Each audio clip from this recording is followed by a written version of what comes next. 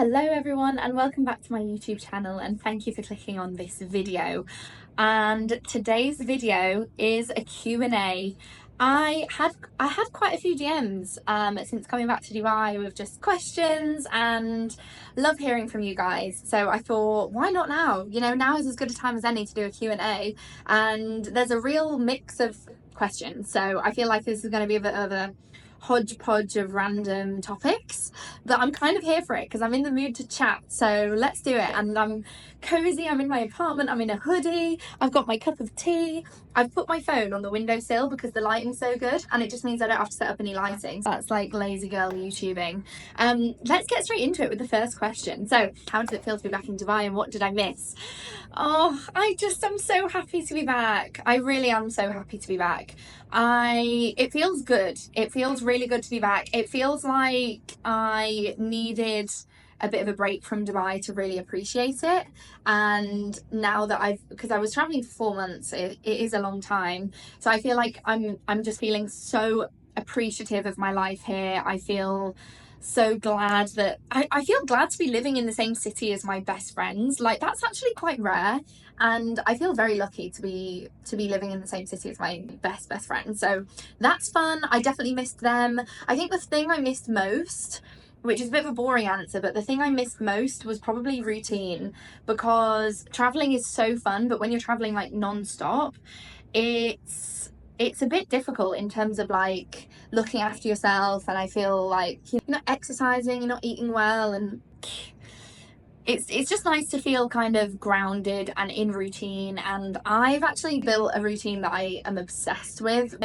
I feel like I've really got a nice balance between work-life balance, you could say. We'll talk about that because that's actually one of the other questions. But yeah, I just love my routine here. Home, honestly, it really does feel like home.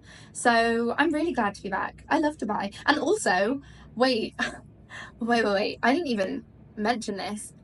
It's actually like this year there is so much going on. There is Ushuaia opening, there's a beach opening, we've got Martin Garrix coming, we've got me and my friends have tickets for so much. I want to go to the F1, I want to go on staycations, I want to do literally everything. So I'm having my plan is I'm having a few weeks chillish Dubai winter.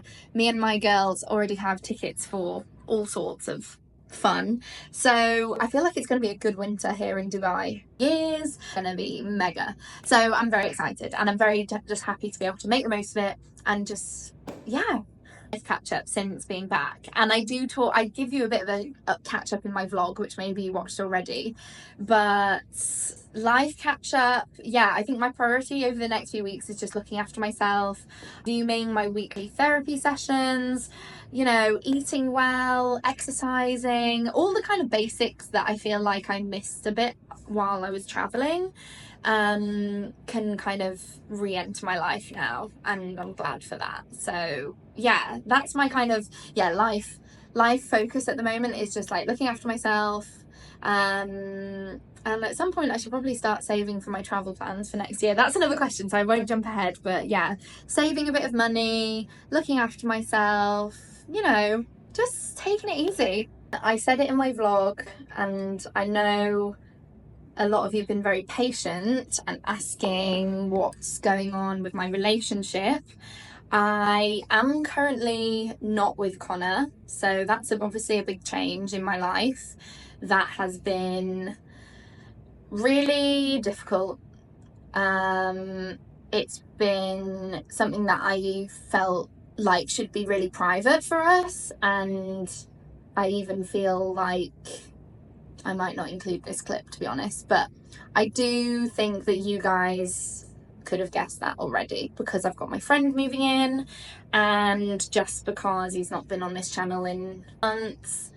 So yeah, it's been really difficult, and I think there's been I just can't believe, guys, being 26 is insane. I was gonna swear then. That's how strongly I feel. Like, being 26 is actually insane. The amount that you learn about yourself, the amount that you feel like you're growing up. Literally every week I feel like there's something new for me to go through, learn about myself, something new to experience, and I'm so grateful for it. But I just cannot predict what is I would never have predicted this a year ago. I feel like there's just, I don't know. I think I'm really trying to own not having everything figured out, and that feels very new for me. And actually just this morning I had my session with my therapist, and we were just talking about like being vulnerable and showing up and being okay as the person that maybe doesn't have it together all the time. Not something I've done, honestly. Like, I feel like I'm so often the person, or I like to present myself as the person that has everything figured out, has thought of every possibility, has made sure everything is a certain way. It feels really good to not be that person right now, and to just kind of be in the moment, see how I feel, trust myself to make decisions in the moment. So yeah, that's the life update. I need to just segue into the next question, which is 2025 travel plans. And someone else asked 2025 plans in general. And even though it kind of feels like, on the one hand, I don't want to be wishing away the months and I want to just make the most of the now, I'm also the kind of person that loves to plan, and I love to have things to look forward to, and I just love making travel plans. So drum roll. Actually, I feel like I already mentioned this in one of my other life update videos, but I'm very excited to be speaking into existence my next big trip. I say speaking into existence because honestly, if I don't cool it with my spending, this trip is not going to be happening. So wish me luck, guys. No, but in all seriousness, I have decided, and I'm making it my mission, to go to Australia in January. Why? Because I've never been, because I've got a lot of new friends that I've made this summer that live there and that can host me, and I've got my friend Abby that moved out there. Abby, if you're watching this, hi girl. I can go visit her finally. Obviously it's a long way, it's expensive to get there. I've been wanting to go for so long, and I just feel like now is the perfect time for me to go, you know? Like in January I'll be 26 and a half. What a perfect age to go discover a new continent and have loads of fun and just do whatever I want to do. So yeah, really excited about that. Other than that though, travel plans wise, I'm also, I don't know if I'm even being a bit greedy saying this. Let's have a little sip of tea so bring me back down to earth. I didn't go to America this year, and I have been the last 3 years, and I just love it so much, and I miss my California friends so much, and I just feel like, can I make that work? Can I do Australia and America in 1 year? I don't know, maybe. So that's what I'm hoping for. Australia is 100% yes. America is a 50% yes, I'm gonna say at this point. And then after that, I think it's Europe, baby. It's got to be Europe every summer, honestly. I had the best time in Europe this summer, and I know some people get annoyed when people call a trip to Europe and not the individual countries, but I did go to 5 countries, so just give me a break, okay? Like, I'm calling it Europe because I did visit Europe, and I feel like next summer I'm well overdue a trip to Italy, because I've been learning Italian and I need to go and practice with some real life situations, and I need to kind of throw myself into the deep end a little bit, and just, I think I need to go to like a rural village where no one speaks English, and then I'll just have to have the confidence, you know? So definitely want to go to Italy in the summer. What else do I want to do? I mean, there's so many festivals I want to do next year. I feel like I really want to do Tomorrowland. That would be a dream. Let's see what happens.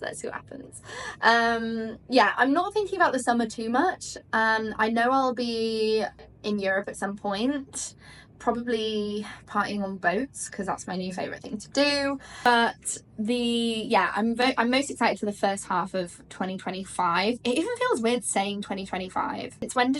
Since when are we talking? Where does the time go? Probably fit in a little trip to Ibiza with the girls. In fact, me and the girls were saying when we were in Ibiza, we said, why don't we do the openings? Because it was so busy when we went in August. It was crazy busy. So it would be quite nice to go a bit earlier in the year. But let's see. Oh, this question is difficult to answer.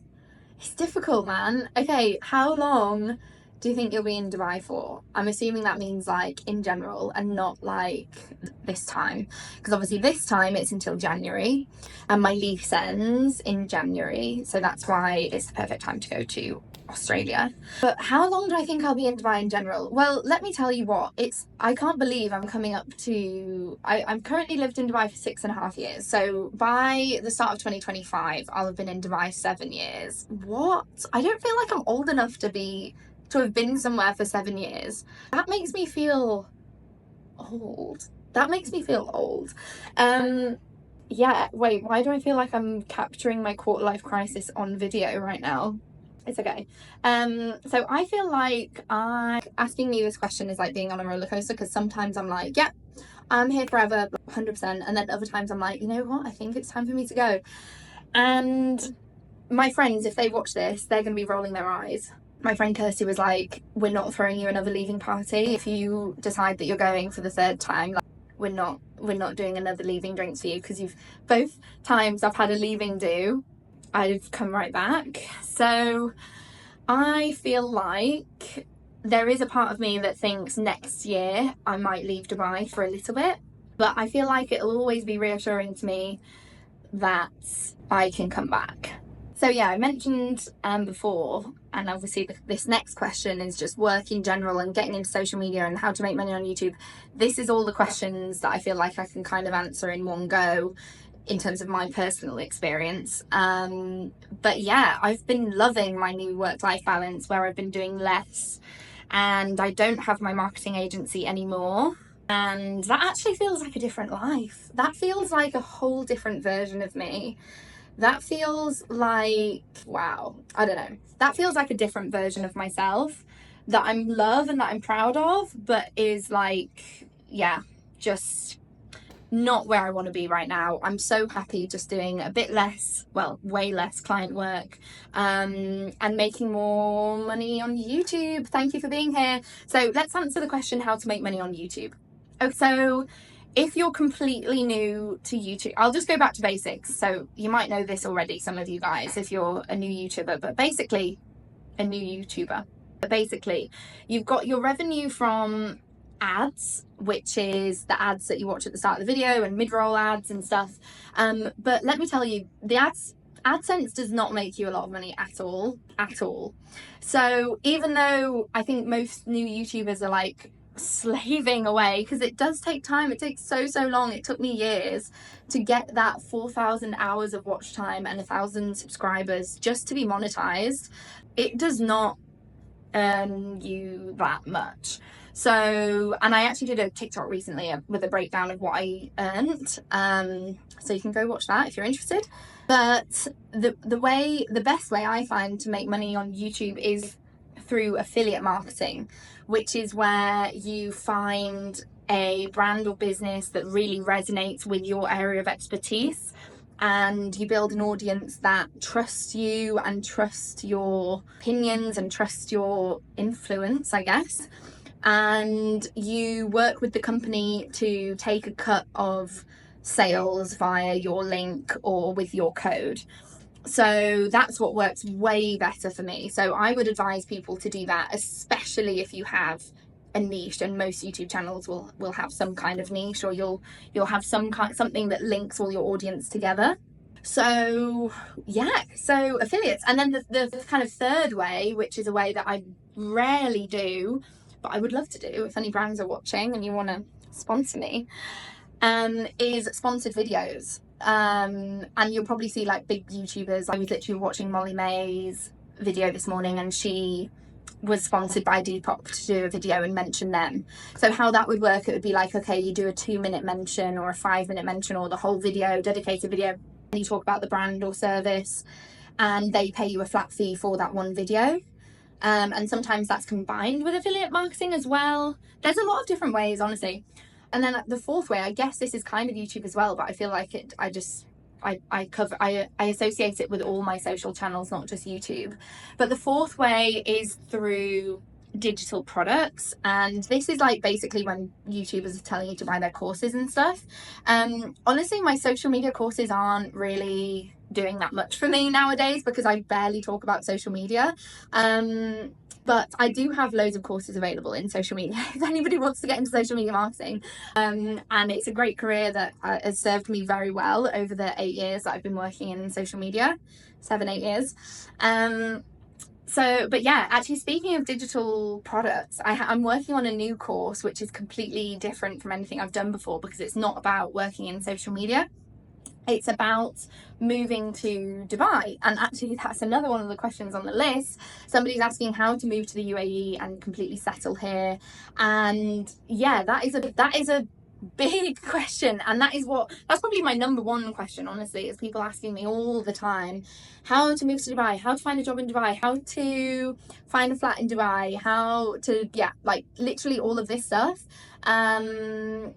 Yeah, it's a lot. So I'm working on like a big resource that will be available to purchase for just my advice as someone that moved to Dubai. Well, I was 19, but I'm pitching it as how to move to Dubai in your 20s. It's obviously suitable for any age, but I feel like the people that I speak to the most are like people like me, like people in their early 20s. Oh wait, I'm 26 now, I'm not even in my early 20s.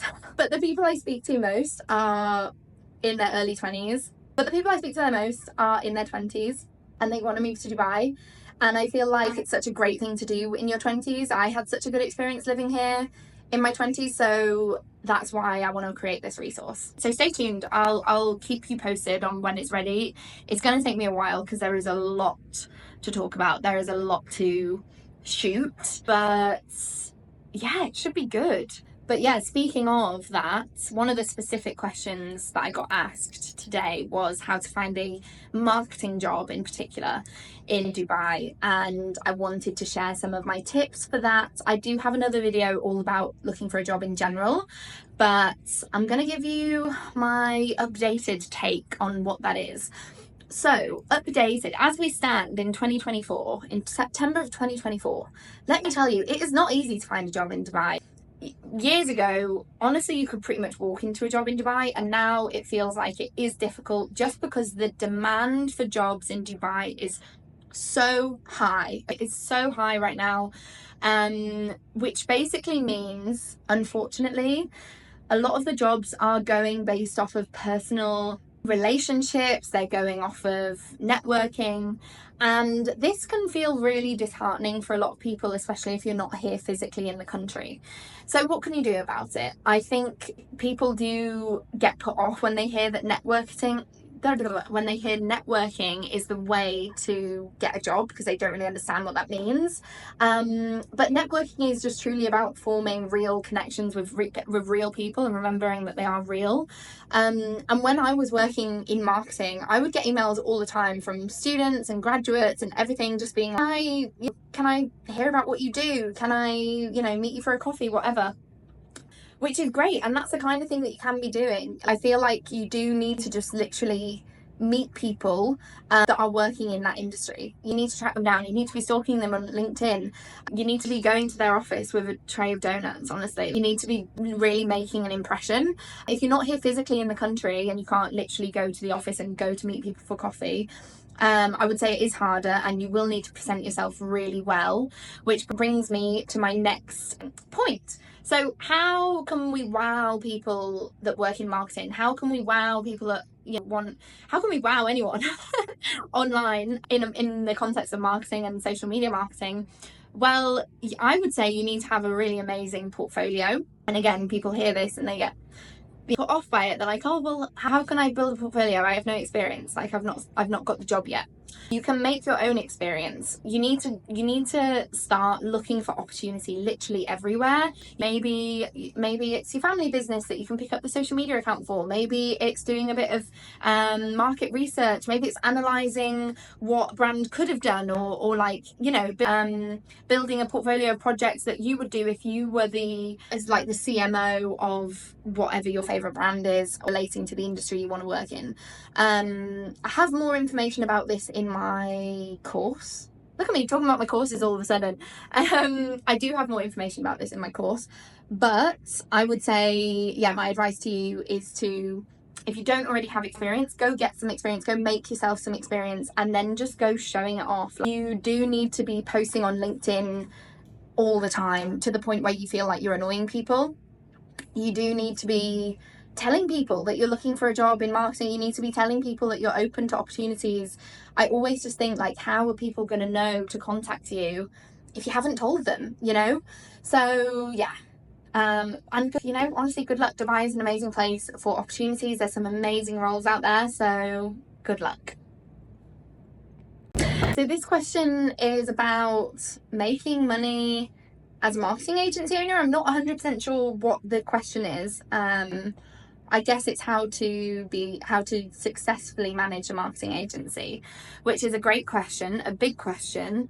For me, we took on a lot of client work, and from what I understand of other marketing agencies, is that they really do go for quantity in terms of their clients, and they do it, and it is difficult and it's a lot of work, and honestly that's why I don't do it anymore, is because it's a really difficult model to manage, and you do need to be working extremely hard, and there's a lot of output, and I prefer being a solo freelancer. I have discovered in the past couple of years that this is my sweet spot, is being able to just manage myself and not needing to manage a team, and only needing to work with the clients that I really need to, and not because I have to, because I have paychecks to, you know, pay.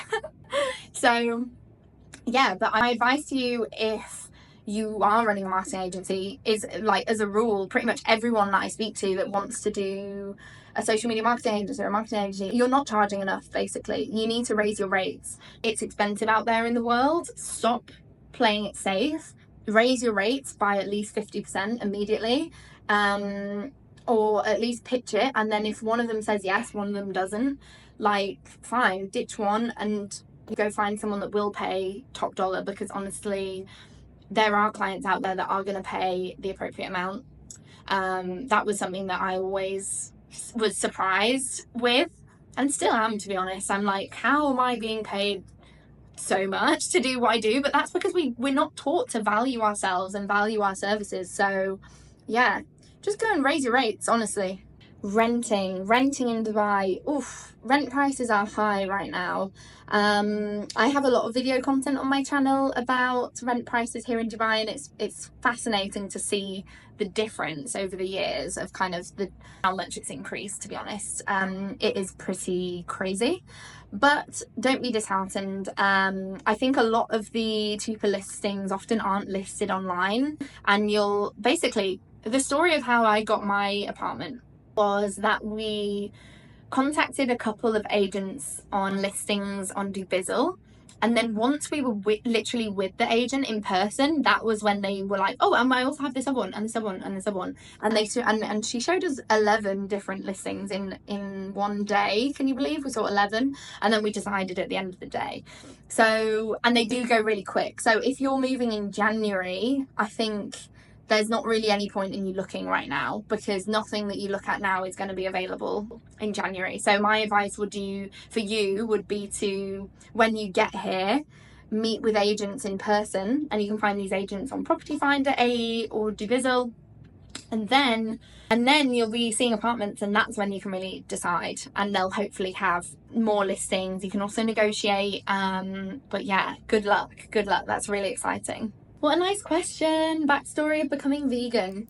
And I used to have a whole video about being vegan on my channel, but I made it private because honestly, I've never experienced trolls like the vegan video. People love to hate vegan diets, and I'm just like, why do you care so much about what I eat? That's really, yeah, it just was so annoying, and I couldn't be bothered with all these notifications, so I just made it private. But yeah, the backstory of me being vegan was I was vegetarian for 6 months beforehand, and the more I learned about being vegan, the more I really wanted to do it for the environment and for environmental reasons. And it was a bit difficult at the start with the adjustment, but I feel like I'm so used to it now. No, I don't miss cheese. That's what people always tell me. They're like, but how could you give up cheese? And I'm like, I don't miss cheese. If anything, I miss seafood, and I did have some seafood while I was on holiday in Mallorca this summer, and I did enjoy it. It was amazing. So I feel like I love to be vegan, but I'm also happy to be an imperfect vegan, because I feel like we can all just do the best we can. And I would never judge people for not being vegan. I know some vegans are very aggressive. But yeah, I love being vegan, and my intention is to still be vegan, at least at home.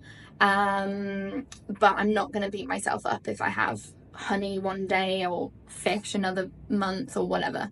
My priority is really being healthy, and Mediterranean diets that include fish are extremely healthy. But I also want to do my part for the environment as well. So I don't know, that was a bit of a blah answer with a bit of all over the place, but yeah, keeping it real. And that was the last question. There was a couple more, but I feel like they're kind of duplicates of what's already been said. So thank you for submitting your questions. I really had fun doing this video, very chatty and casual. Let me know what you thought of this video, and I'll see you in the next one. No, in fact, let me know what you want to see next, because I feel like I'm just excited to be home. I'm excited to film whatever I want to film. So just let me know what you want to see, and I'll see you in the next video. Be sure you've subscribed if you haven't already. Thanks for watching, guys. Bye.